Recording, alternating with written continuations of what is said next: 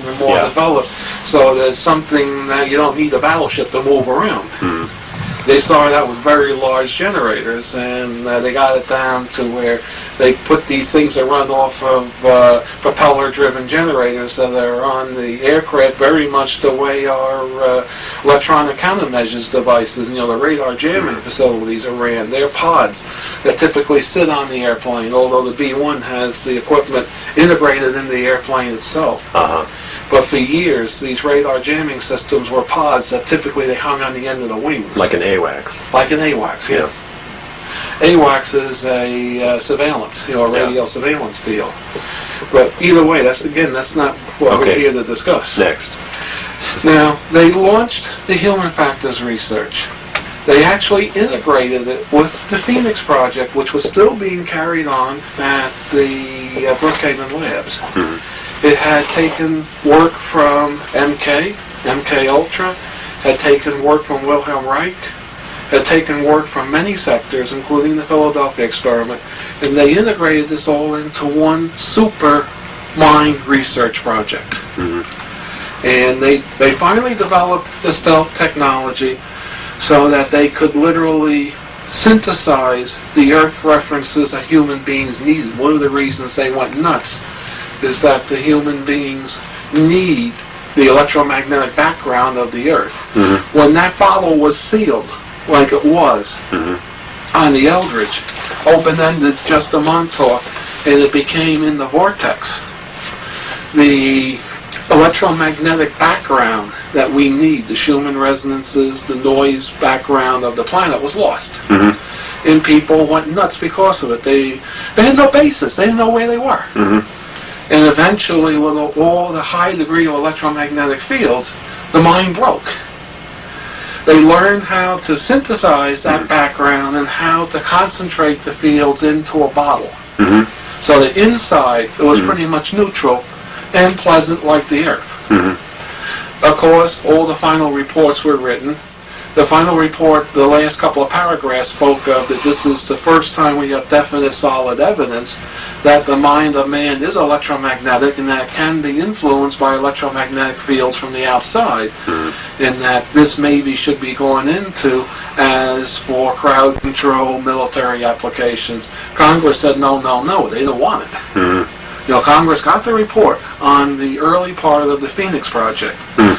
Congress supposedly thought they stopped the Phoenix project. Is that public access information? I mean, it is secret FOIA? still. Oh, it's not. It is secret still.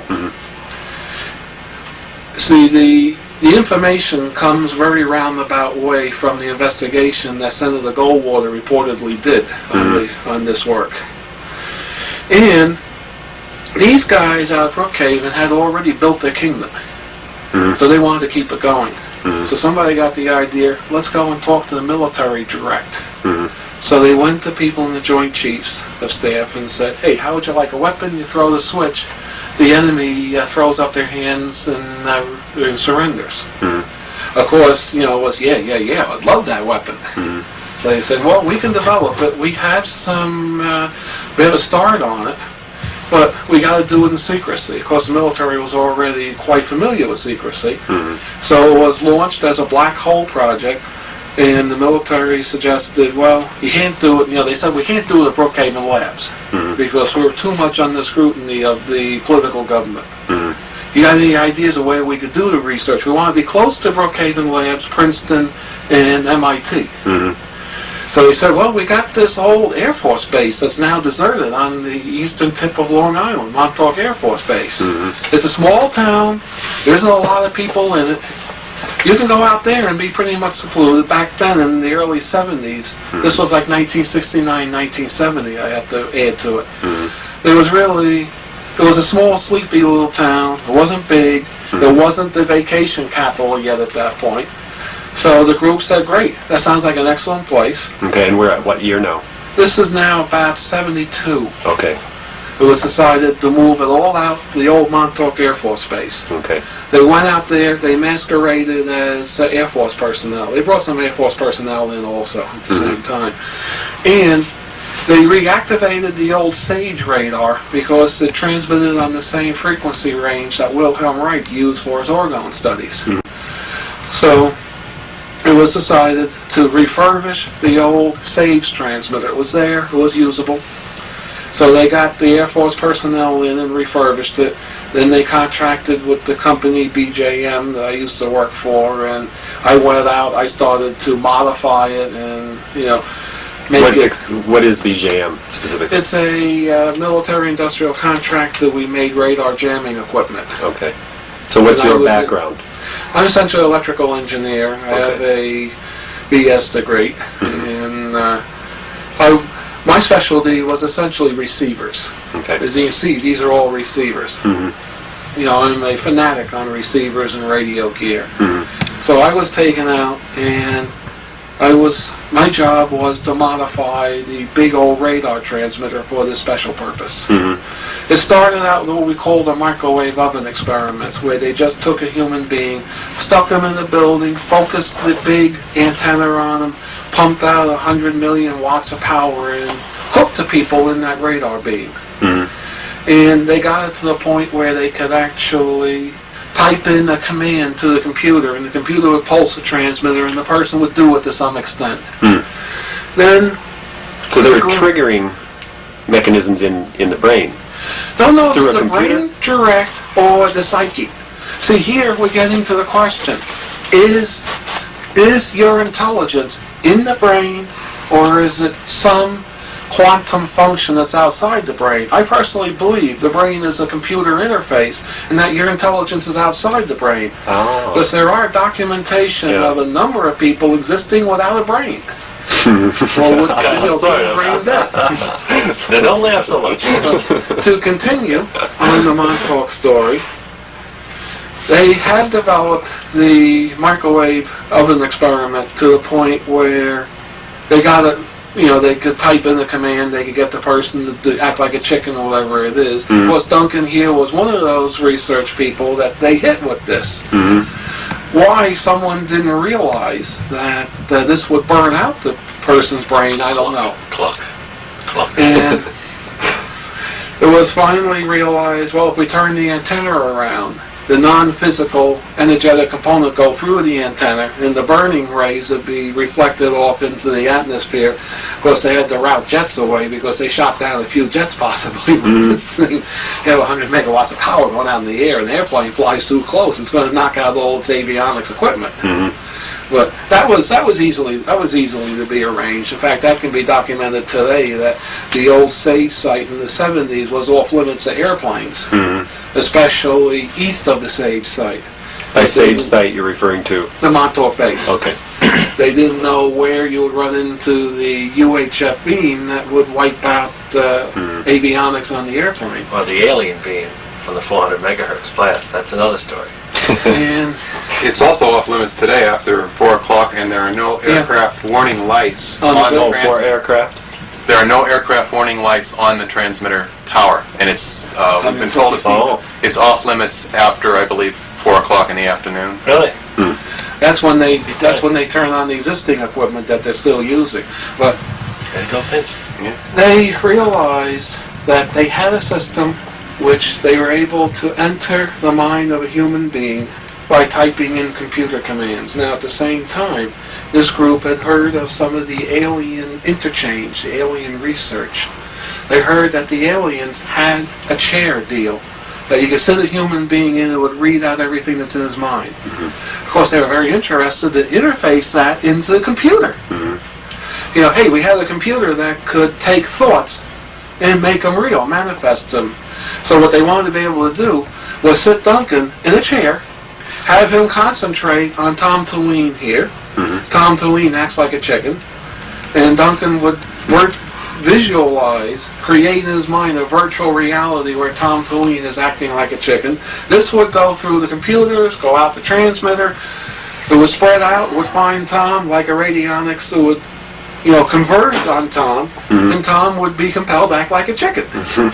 This is essentially what they did. They made essentially a mind amplifier. There would be enough horsepower to overtake a person's normal defense system. and the person would become subjective to the format, the work duty that was presented. They'd be controlled. But is it your mind interfacing with my mind? Yes, or no. is it some collective mind? It would be an artificial presentation of instructions to do work, which would integrate with my mind, with my normal electrical functions in my brain? Your brain, your auric field, your spirit, soul, and if it's strong enough. So it's more on a level of energy, physical energy, not absolutely. It's more nothing physical. Yes. Energetic / electromagnetic, which in this reality form are highly structured and based into, for sure. Interesting. So you finished, Duncan? To continue. Yes, he's not finished completely. No. But to continue, they developed a mind amplifier where a person such as Duncan, who's been trained in a virtual reality project, something very similar to the Lawnmower Man movie, would be trained to actually visualize something and create in his mind a full, complete physical reality known as a virtual reality. He would be sat in that chair. The radio equipment, the computer equipment, the transmitter equipment would pick up that virtual reality by a group of coils and different kinds of sensors. We'll go to a massive computer bank. The computer will align it, stabilize it, all that good stuff, control it, store it. The computer would then feed it to the actual radar transmitter, which would transmit out electromagnetic equivalent of what we call thought form in the metaphysics field, and transmit this thought form out at lots and lots of CW power. We believe today the CW power output of the Montauk project was in the order of 100 megawatts or 100 million watts, and the pulse power was up in the terawatts. Terrorize people. But terrorists But they needed something to control it as well, so they must have been using a computer system, yes, very advanced. Very advanced. They used a Cray 1 computer feeding, they used multiple Cray computers for multiple chairs, feeding an IBM 360 or 370, the biggest one IBM had. And then this fed a very specialized radar computer that was built by AIO in Long Island that interfaced to the actual transmitter and controlled the pulse modulation, the frequency hopping of the transmitter. And then we went out through all stages, above ground first and underground, back above ground to the big antenna, and transmitted out the big antenna. What they noticed is this thing had enough power they could actually materialize things. Now, if Duncan could form something in his mind, this thing had the power to actually bring it into physical reality and materialize. Through the system at the end of the process, it would occur. It could actually, if he thought of a can of beer, it could create that can of beer and you could drink it. So he was trained to actually visualize something in its entirety.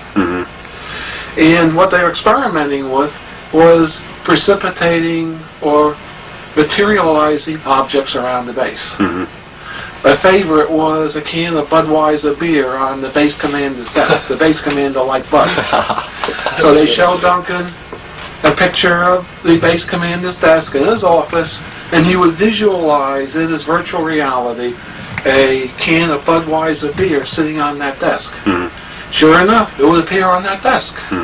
And the guy could drink it, it didn't poison him or anything. He said it was very good. It was better than typical Bud was. Oh, really? Yeah.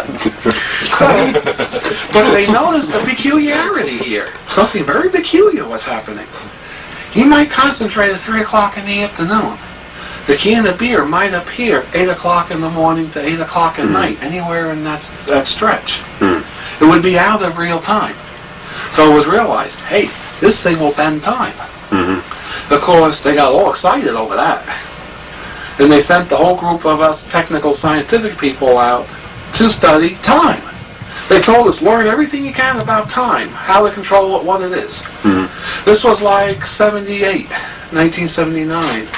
By 1981, we had modified the system so we had a working time tunnel, a working time portal. Duncan here, and we think there may have been one other psychic used for the time. Duncan here has multiple time references, and which he can speak on in a bit, because we're almost to the end of the project, where he could actually visualize another time And he would have a personal connection through these multiple time connections to actually visualize that exact time that he was trying to visualize. Means if he visualized 1800,